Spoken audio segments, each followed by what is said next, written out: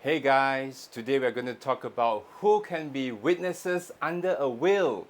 Now, Section 10 of the Wills Act states that any beneficiary who is a witness or a spouse of a witness cannot sign a will. So, if they do, the will will still be valid, but the gift under the will given to them will be void.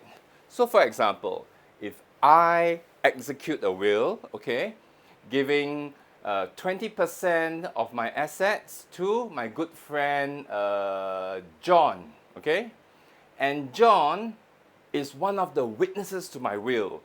So the will will still be valid, but the 20% that was intended of the 20% of my assets that was intended to be given to John, he will not receive it because he was a witness to my will. And the same will apply if John's wife witnesses my will. He will still not get the 20% gift that I gave him because his wife was a witness to my will. In the English case of Ross and Qantas, the lawyer who drafted and prepared the will sent the finalized version of the will. He printed it out. He sent it to the testator by post to execute in the presence of two witnesses. But he forgot or was negligent or whatever to inform the testator that the two witnesses cannot be beneficiaries. So the testator, not knowing about this rule, got one of the beneficiaries to witness the execution of the will. And of course, the will remained valid, but the beneficiary who acted as a witness, he didn't get the gift, it was void. And she sued the lawyer who drafted the will for negligence, and she won the case. Because the gift was null and void. What happens then?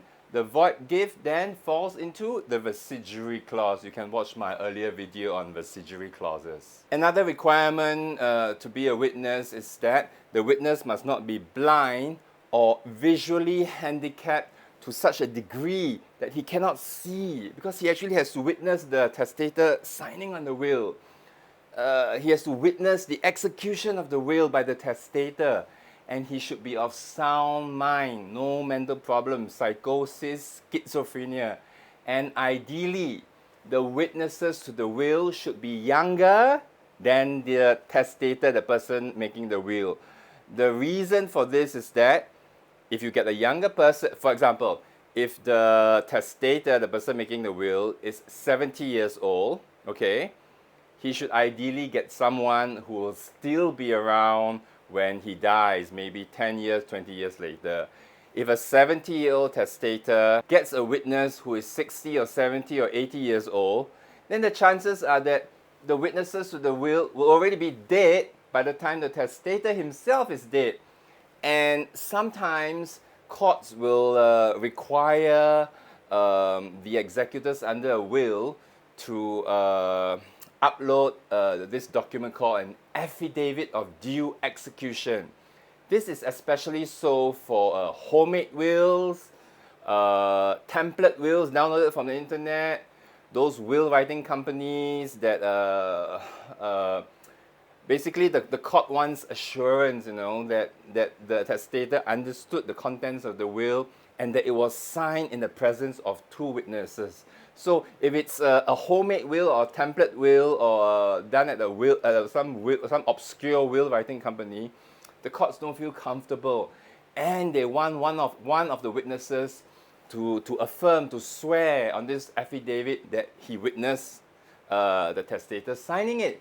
So naturally, in order for this to happen, at least one or two of the witnesses have to be alive. So it makes sense that the witnesses to the will should be younger than the testator and more likely to outlive him. If the testator is unable to see, then the will must be explained to him line by line. Section 9 of the Wills Act states that if a person who attests, that means witnesses the will, is at the time of execution or at any later time incompetent as a witness to prove the execution of the will is not for that reason invalid. What this means is that if one of the witnesses is of sound mind when the will was signed, and a few months, a few years later, he becomes insane, schizophrenic, or psychotic, okay, that will not affect the validity of the will. But of course, he can't affirm an affidavit of due execution if the court requires one. Another common question that people ask is, can an executor be a witness to a will? The short answer is yes. An executor can be a witness under a will. Section 12 of the Wills Act provides that no person shall, on account of his being a mere executor of a will, be incompetent to be admitted as a witness to prove the execution of the will or to prove the validity or invalidity thereof. So, in other words, an executor can be a witness to a will as long as he is not a beneficiary under the will. Section 21 of the Probate and Administration Act also states that a person must be at least 21 years of age in order to be an executor. Now, due to the ambulatory nature of a will, ambulatory simply means something like takes effect in the future. If I execute a will today, it doesn't mean that the will will be, probate will be obtained tomorrow or what. If I execute a will today, I may die 5 years, 10 years, 20 years later.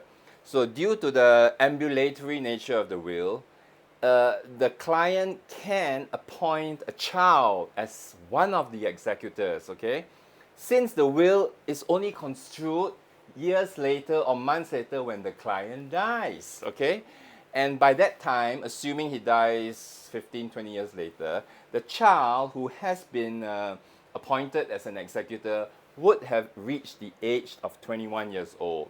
You should contrast this with the lasting power of attorney, where the donee under the lasting power of attorney has to be 21 years old at the time of appointment. That means when you submit the lasting power of attorney. If a testator wishes to appoint a young child to be his executor upon his death, the will should ideally be drafted in a certain way. And my practice is, I'll draft the will along these lines, okay? I hereby appoint A to be the executor of my will. But if he dies before me, or if he is unwilling or unable to act as my executor, then I appoint my son B to be the executor of my will in substitution thereof, subject to and contingent upon my child B attaining the age of 21 years of age at the date of my death. So that's how you deal with appointing children as executors.